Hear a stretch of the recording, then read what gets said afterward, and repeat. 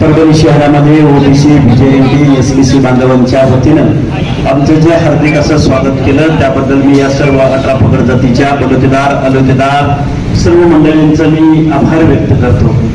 माझ्या उजव्या बाजूला माता भगिनी इथे उपस्थित आहेत, ज्येष्ठ नागरिक आहेत, तरुण आहेत, सर्वांना आमचं एकच कळकळीचं विनंती आहे की आम्ही ओबीसीचं आरक्षण टिकावं, आमचे हक्क अधिकार टिकावे।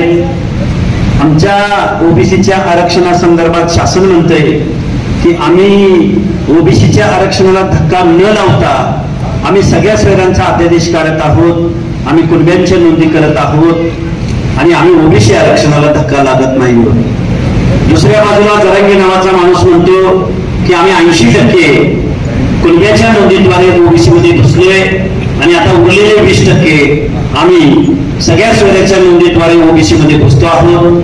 म्हणजे जर मराठा समाज जर आमच्या ह्या 18 पगड जातीच्या आरक्षणामध्ये जर घुसला तर आमच्या मूळ ओबीसीचं काय होणार, आमच्या भटक्या विमुक्त जाती जमातींचं काय होणार, आमच्या कुलता अलुता समाजातल्या माणसांचं काय होणार, त्यांच्या हक्क आणि अधिकारांचं काय होणार। आमचं पंचायत राज मधलं 56,000 जागा आहेत, मग त्या सरपंच, नगर पंचायत समिती, जिल्हा परिषद, नगरपंचायत, त्याचबरोबर नगरपालिका, महानगरपालिका, कॅन्टोन्मेंट बोर्ड, इथं कुठंतरी आमचं थोडंफार प्रतिनिधित्व दिसायला लागलं होतं, त्याचं काय होणार। या सगळ्या प्रश्नांची उत्तरं आम्हाला या मायबाप सरकारनं द्यावी।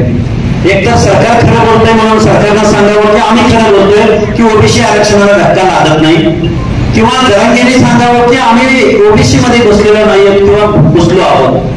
दोघांपैकी कोणतरी खरं बोलतोय आणि कोणतरी खोटं बोलतोय, मग नक्की कोण खरं बोलतोय या प्रश्नाचं उत्तर आम्हाला हवं होतं। म्हणून आम्ही जालना जिल्ह्यातल्या वडीगोबरी या छोट्याशा गावामध्ये म्हणजे अंतरवली सराटीच्या वेशीवरती 1 किलोमीटर अंतरावरती आम्ही उपोषणाला बसलो। झालं काय या महाराष्ट्रामध्ये गेल्या अनेक वर्षाच्या कालावधीमध्ये या महाराष्ट्रामधल्या धनदांडग्या जातदांडग्या लोकांनी सत्तेमधून पैसा आणि पैशामधून सत्ता म्हणजे निवडणुका जिंकण्याचं तंत्रज्ञान आत्मसात केलं, निवडणुका जिंकण्याचं व्याकरण आत्मसात केलं, फुले शाहू आंबेडकरांचं नाव घेतलं, रयतेचा राजा छत्रपती शिवरायांचं नाव घेतलं आणि या सगळ्या 12 बलुतेदार 18 अलुतेदार दलित समाजामधल्या माणसांना, मुस्लिमांमधल्या माणसांना यांना फक्त मतासाठी या लोकांचा वापर केला। माझ्या बाबासाहेबांचं संविधान या तुम्ही आम्ही 18 पगड जातीच्या लोकांनी समजून घेतलं नाही। डॉक्टर बाबासाहेब आंबेडकरांनी 340व्या कलमासाठी राजीनामा दिला, जे 340वं कलम तुमच्या आमच्या ओबीसीच्या हिताचं रक्षण करणारं होतं, तुमच्या आमच्यासाठी आरक्षण देणारं होतं, तुमच्या आमच्या हक्क अधिकार वाचवणारं होतं, पण त्यावेळी सुद्धा बाबासाहेबांसारख्या महामानवाला तुम्ही आणि गाव गळ्यानं, माळ्यानं, साड्यानं, पोळ्यानं, तिऱ्यानं, हक्कानं, दंगरानं, समजानं, वजिरानं, परतानं, गुरुवानं, दर्शनं, गाव गळ्यातल्या नाविकानं, सुतारानं, लोहारानं, कुंभारानं, बेड्या रामशाही तुम्ही आम्ही सगळ्या लोकांनी ना बाबासाहेबांना समजून घेतलं, ना व्हीपी सिंगांना समजून घेतलं, ना बीपी मंडळांना समजून घेतलं। तुम्ही आम्ही माणसं मात्र हे मंडळ इम्प्लिमेंट झाल्यानंतर कुठंतरी शिक्षणामध्ये, नोकऱ्यामध्ये थोडंफार तुमचं आमचं प्रतिनिधित्व दिसत होतं, परंतु अलीकडच्या कालावधीमध्ये जरांगे नावाचा एक माणूस पुढे आला, आम्हाला आरक्षण पाहिजे नाहीतर आम्ही कुणालाच घेऊ देणार नाही, आम्हाला कसं देत नाही, आम्ही छातीवर बसून घेऊ। बाबांनो मला तुम्हाला सांगायचं आहे, आतापर्यंत सुप्रीम कोर्टानं 650 पानाच्या जजमेंट मध्ये मराठा समाजाचं सामाजिक मागासलेपण नाकारलंय। आतापर्यंतच्या 4 आयोगांनी, बापट आयोग, खत्री आयोग, सराफ आयोग, गायकवाड आयोगाचा कोर्टामध्ये रिपोर्ट रद्द झाला, नारायण राणे समितीचा रिपोर्ट रद्द झाला, औरंगाबादच्या खंडपीठानं मराठा कुणबी आणि कुणबी मराठा असं म्हणणं म्हणजे सामाजिक मूर्खपणा होय। अशा पद्धतीचं जजमेंट कुणी दिलं असेल तर औरंगाबाद खंडपीठाच्या BH मल्होत्रा नावाच्या न्यायमूर्ती, BH मार्लापल्ले नावाच्या न्यायमूर्तीने दिले। मग एवढं सगळं झाल्यानंतर हे शासन नेहमी म्हणतं की ओबीसीच्या आरक्षणाला धक्का न लावता आम्ही मराठ्यांना आरक्षण देणार आहोत आणि मराठा समाजाची लोक म्हणतात आमच्या आता जमिनी 2 एकरावर आल्या, आमची पोरबाळं आता रस्त्यावर आली आणि मग बाकीच्यांची पोरबाळं कुठे आहेत? कारण तुम्हाला 1-2 एकर जमीन तरी तुमच्या नावावर आहे, पण या माझ्या महाराष्ट्रामधल्या व्यवस्थेमधल्या माझ्या भटक्या विमुक्ताच्या लोकांना आजही एखाद्या गावगाड्यामध्ये पान टाकायला 4 दिवसाच्या पुढे परवानगी मिळत नाही, आजही त्याला 1 गुंठा जमीन मिळत नाही, त्याला घरकुल मिळत नाही। आजही म्हणजे बंजारा समाजाची माणसं ऊसतोडीला राहतात, माझी बंजारी समाजाची माणसं ऊसतोडीला राहतात, माझ्या धनगर समाजातल्या मेंढपाळ महिला मेंढ्यांचे कळप घेऊन कोकणामध्ये जातात, पठारावरती मराठांची स्थितीगती बघितली असता जर मराठा समाज मागासला बनत असेल तर मग पुढे गेलं कोण, पुढारलं कोण, कारखाने कुणाच्या हातात, कोऑपरेटिव्ह बँका कुणाच्या हातात, शिक्षण संस्था कुणाच्या हातात, डीसीसी बँका कुणाच्या हातात, या महाराष्ट्राचे मुख्यमंत्री कोण, या महाराष्ट्राचे आमदार खासदार कोण. आणि मग मला तुम्हाला या परभणीतल्या ज्ञाती समाज बांधवांना आव्हान करायचंय, बाबांनो तुम्ही आम्ही जर एकत्रित नाही आला तर तुमचं आमचं हे आरक्षण वाचवायला फुले शाहू आंबेडकर परत जन्माला येणार नाही. त्यांना या गावगाड्यातल्या शेवटच्या घटकापर्यंत, गावगाड्यातल्या 18 पगड जातीच्या सामाजिक कुटुंबीच्या शेवटच्या माणसापर्यंत माझ्या या बाबासाहेबांच्या संविधानाचा, या माझ्या बाबासाहेबांच्या लोकशाहीचा सुग्रास असा स्वयंपाक शेवटच्या घटकापर्यंत पोहोचला पाहिजे म्हणणाऱ्या डॉक्टर बाबासाहेब आंबेडकरांच्या इथल्या माणसाने मात्र हा स्वयंपाक आपल्या पाहुण्या रावळ्यांना वाटला, तोंड बघून वाटला. कारखाना द्यायची वेळ आला की पाहुणा, विधानसभेचं तिकीट द्यायचं वेळ आले की पाहुणा, लोकसभेचं तिकीट द्यायचं आलं की पाहुणा. आणि एखाद्या कुठेतरी ओबीसीचा माणूस थटायला लागला, लढायला लागला की त्या माणसाला टार्गेट करून पाडण्याचं काम इथल्या व्यवस्थेने केलं.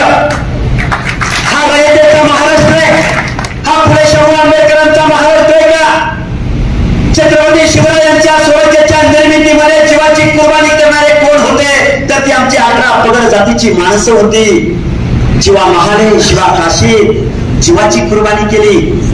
हे त्याचा प्रमुख बेहचे नाईक बेड रामोशी समाजामधला आधी लगीन कोंडाण्याचं मग माझ्या रायबाचं म्हणणारा माझा तानाजी माणूस आहे.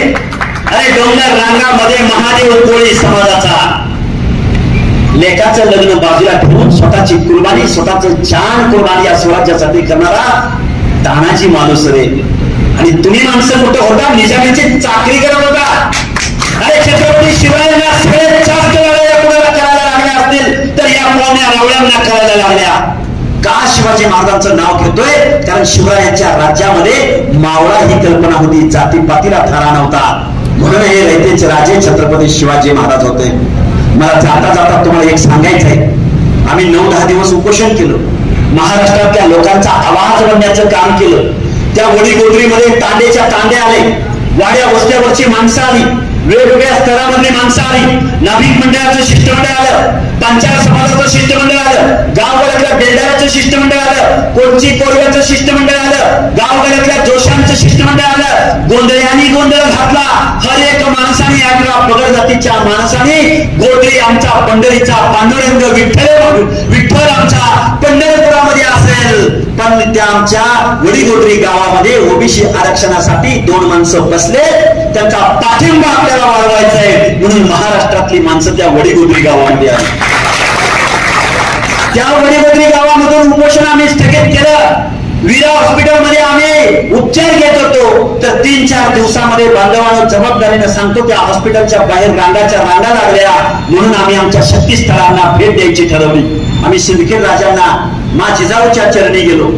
तिथून पुढे आम्ही काल पोहरा देवीला गेलो.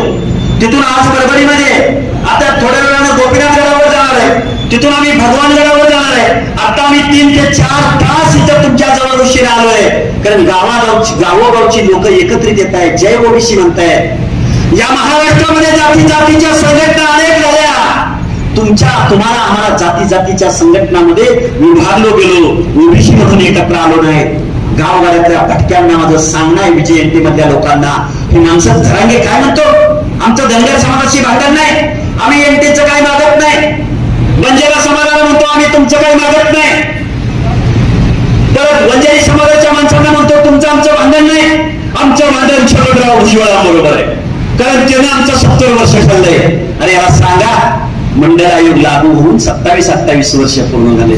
मंडळ आयोग लागू व्हायला 94-95 साल झालं होतं. खूप काही गोष्ट येण्यासारखं आहे, पुढे लोक वाट पाहत आहेत. पण अशा माणसांच्या बहकाव्यामुळं या महाराष्ट्राच्या मुख्यमंत्र्यानं जर आमच्या ओबीसीच्या हक्काने अधिकार डावलण्याचे, हिरावण्याचे, आमच्या अनाथ माती काढण्याचं जर काम करत असेल हे सरकार, तर या सरकारला घरी सुद्धा पाठवायची तुम्ही आणि सगळ्या लोकांनी तयारी ठेवली पाहिजे, एवढा विश्वास तुमच्या समोर व्यक्त करतो. आपलं कोण, तर्क कोण, आपल्या प्रश्नावर कोण बोलतंय, आपल्या प्रश्नावर कोण निवेदन देतंय का नाही, आपण निवडून दिलेले आमदार खासदार काय करतायत, आपल्या ओबीसीच्या आरक्षणावर कोण पत्र देत आहे का नाही. या सगळ्या गोष्टींचा बारकाईने तुम्ही आम्ही अभ्यास केला गेला पाहिजे. तुम्हाला मला बजेट मिळत नाही, तुमच्या आमच्या आश्रमशाळांना पैसे मिळत नाहीत, तुमच्या आमच्या महामंडळाला पैसे मिळत नाहीत, तेव्हा तुम्ही आम्ही एकत्रित येऊया आणि डॉक्टर बाबासाहेब आंबेडकरांच्या स्वप्नातला भारत निर्माण करूया. अरे हा महाराष्ट्र एका ठराविक जातीचा महाराष्ट्र नाही, गाव वगैरेच्या 11 जातींचा, भटके विमुक्तांचा, दीनदलितांचा, मुस्लिम समाजामधल्या अल्पसंख्याक सगळ्या मंडळींचा हा महाराष्ट्र आहे. 18 पगड जातींचा महाराष्ट्र आहे. ही चळवळ माझ्या महाराष्ट्रामधनं सुरू होती, याचा मला सार्थ अभिमान आहे. आम्ही कुठल्या आमदार खासदाराची पोरं नाही, आमचं काय होणार आहे आम्हाला पुढे माहित नाही, पण आमचा आवाज या महाराष्ट्राच्या कायद्याच्या सभागृहामध्ये आज अधिवेशन सुरू आहे त्या मुख्यमंत्र्याच्या कानावर गेला पाहिजे, म्हणून आम्ही गावोगाव फिरतोय आणि लोकांचा, तरुणांचा उत्स्फूर्त प्रतिसाद भेटतोय. कधी काळी ओबीसीचं एखादी मिटिंग घ्यायची म्हटलं तर वयोवृद्ध माणसं समोर यायची, वयोवृद्ध माणसं चर्चा करायची, मंडळ आयोगावर भरभरून बोलायची, पण ऐकायला पुढे तरुण नसायचा. आता आमचं आंदोलन तरुणांनी खांद्यावर घेतलंय, सोशल मीडियाच्या माध्यमातून या महाराष्ट्रामध्ये फैलावलंय आणि मीडियानं आम्हाला समर्थाशी साथ दिली. आणि हेच या महाराष्ट्रामधलं क्रांतीचं वादळ, ओबीसीचं वादळ या महाराष्ट्राला इथून पुढच्या कालावधीमध्ये दिसल्या वाचून राहणार नाही. खूप काही बोलता येण्यासारखं आहे, बोलता बोलता खूप बोललो. पुढे आम्हाला जायचंय 3-4 तास तुमच्याशी आमच्याशी संवाद साधायला, हितावर बोलायला, कायद्यावर बोलायला, आयोगावर बोलायला, कोर्टाच्या जजमेंटवर बोलायला मी निश्चित येईन. आम्ही सगळेजण, आम्ही आमचे मित्र, आमचे चव्हाण सर असतील, सगळे मंडळी आहेत, सगळ्यांची नावं घेत नाही, आम्ही सगळेजण परत एकदा येऊ, ठरवून कार्यक्रम करू, एवढा आशावाद व्यक्त करतो. धन्यवाद. जय हिंद, जय ज्योती, जय मल्हार, जय भीम, जय क्रांती.